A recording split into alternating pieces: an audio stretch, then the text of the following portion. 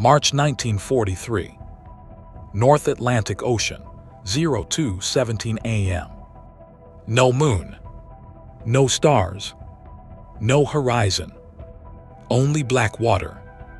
A convoy of merchant ships moves slowly through the darkness. Engines whisper. Radios stay silent. Lights are forbidden. On the bridge of a cargo ship, a young sailor grips the railing. His hands are frozen. His eyes burn from salt and wind. He stares into nothing. Then, a thin white line cuts across the sea. A torpedo. 1 second later, the night explodes. Fire rises. Steel tears apart. Men scream. And somewhere beneath the waves, someone is watching. By 1942, Britain was fighting for survival. Not on beaches, not in cities, but on shipping lanes. Every week, thousands of tons of food, fuel, and weapons crossed the Atlantic. Wheat from Canada, oil from America, tanks from factories.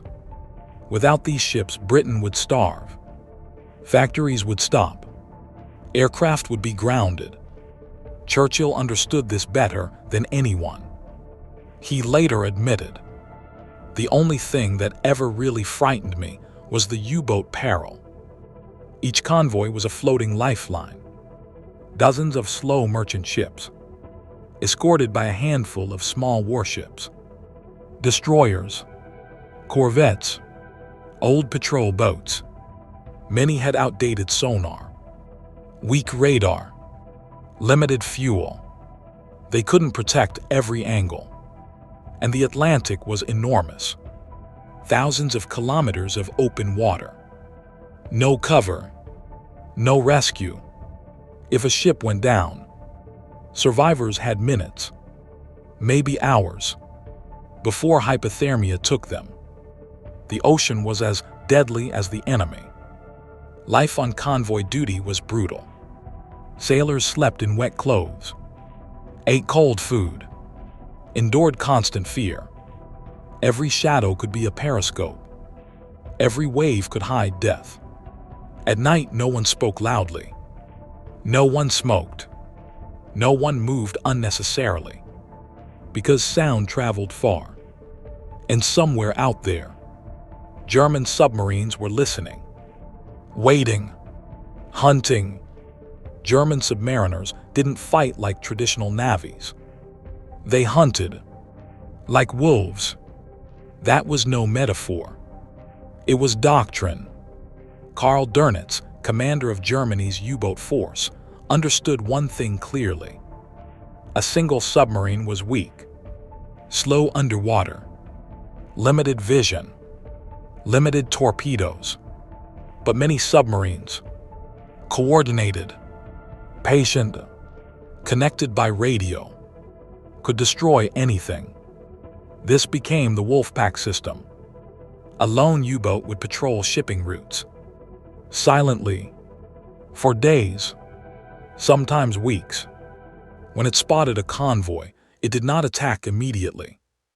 It reported position, speed, course. Then it followed at a distance, shadowing, waiting.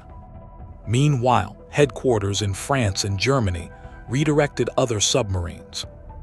One by one, they gathered like predators around prey. At night, the real attack began. U-boats surfaced. On the surface, they were faster than most escort ships and harder to detect. They blended with waves, with darkness, with rain. From the bridge of a submarine, commanders could see convoy silhouettes against faint starlight. Dark shapes, slow, unprotected, perfect. Torpedoes were loaded, gyroscope set, depth adjusted, range calculated. Then, fire. White trails cut through water. Explosions followed. Ships cracked open. Fuel ignited. Cargo burned. Before escorts even understood what was happening, multiple ships were sinking. Confusion spread. Searchlights flicked on. Guns fired wildly. But often it was too late.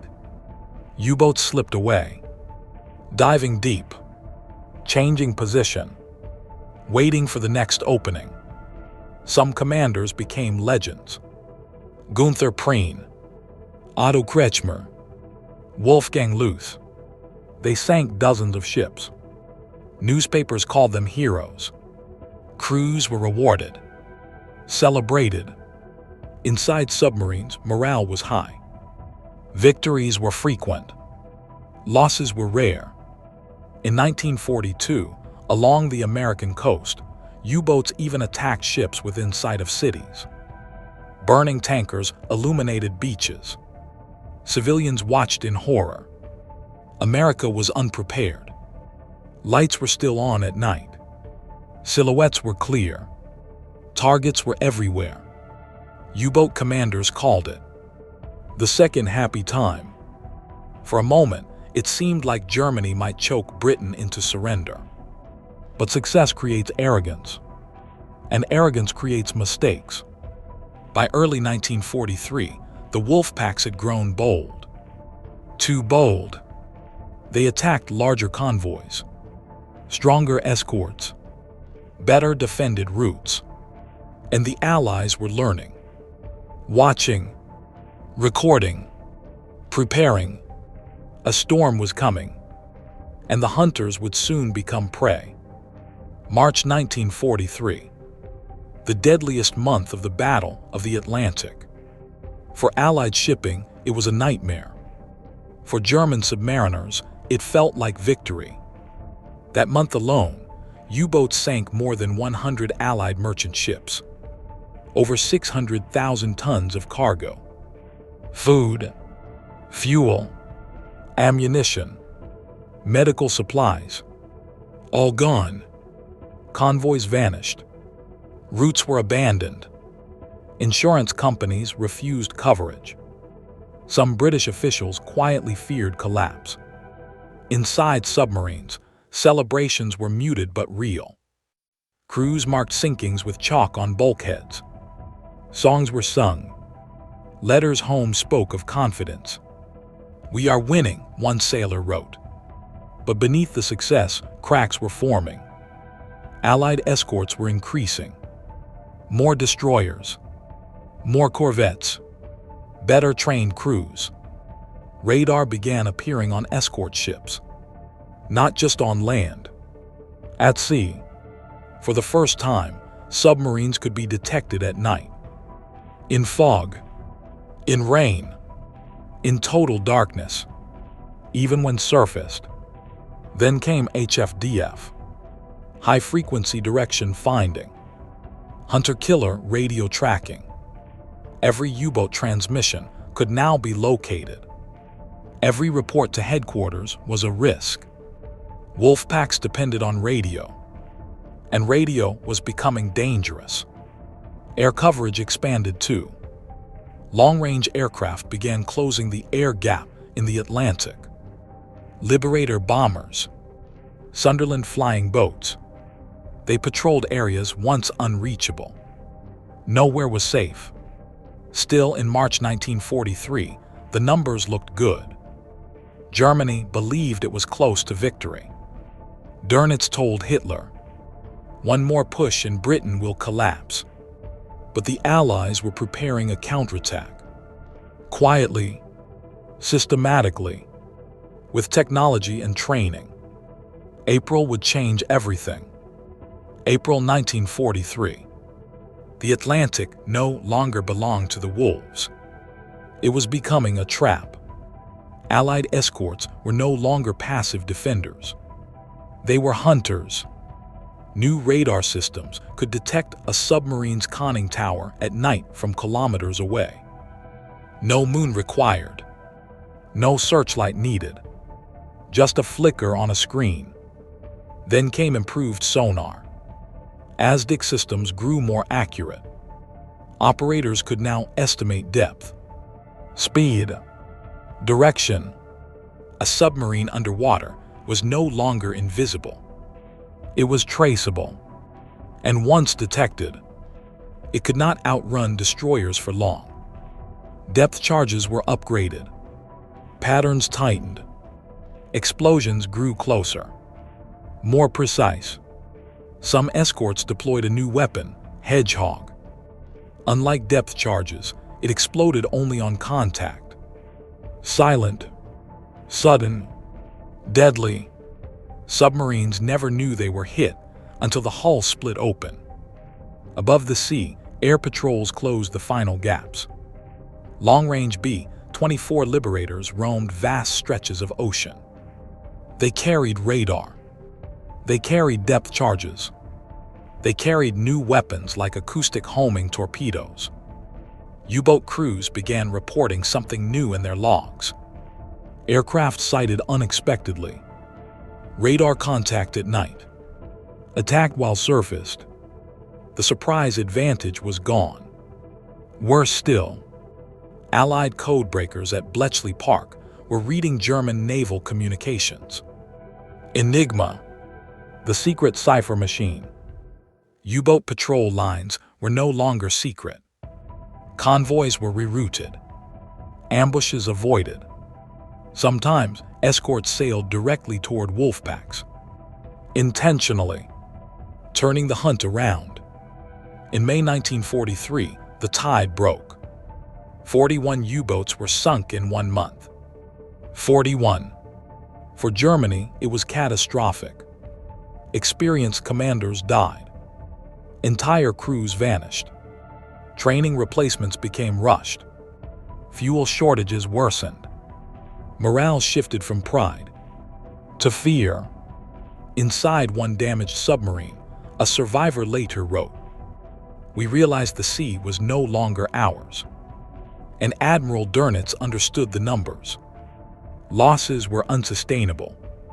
On May 24, 1943, he made a decision. He ordered the bulk of U-boats to withdraw from the North Atlantic. The wolves were retreating.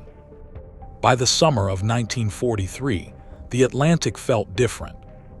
Convoys still sailed. Storms still raged. Ships still vanished. But the fear had shifted. Now it was the submariners who listened nervously in the dark. Inside U-boats, tension grew heavy. Every radar warning beep could mean death. Every distant aircraft engine meant dive immediately. No hesitation. No mistake. Because Allied patrol planes were faster now. They attacked without warning. They struck before a submarine could submerge. Many U-boats were caught on the surface, destroyed within minutes. Others were hunted relentlessly. Depth charge patterns tightened. Explosions shook hulls. Light bulbs shattered. Pipes burst. Water sprayed into compartments. Crews patched leaks with trembling hands. Some submarines escaped. Many did not. By late 1943, Germany had lost hundreds of experienced submariners. Men who had trained for years. Men who understood the ocean. They could not be replaced quickly. New recruits were rushed through shortened programs. Some barely understood emergency drills. Some had never faced combat before their first patrol. Meanwhile, Allied shipping losses dropped sharply. Convoys became safer. Supplies flowed steadily into Britain, then into the Soviet Union, then into preparations for D-Day. The Atlantic, once a killing field, became a highway, a secure corridor of steel and fuel. And that corridor made invasion possible. Without Atlantic control, there is no Normandy. Without Normandy, there is no Western Front collapse.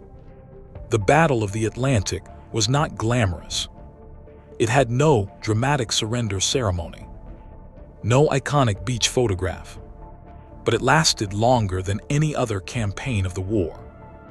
From 1939 to 1945, 6 years. 6 years of cold water, silent engines, invisible enemies.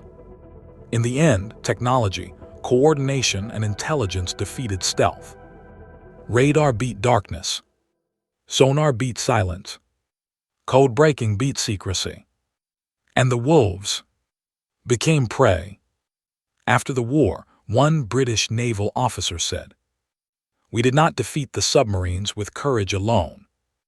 We defeated them with information." The Atlantic never truly became safe, but it stopped belonging to the hunters.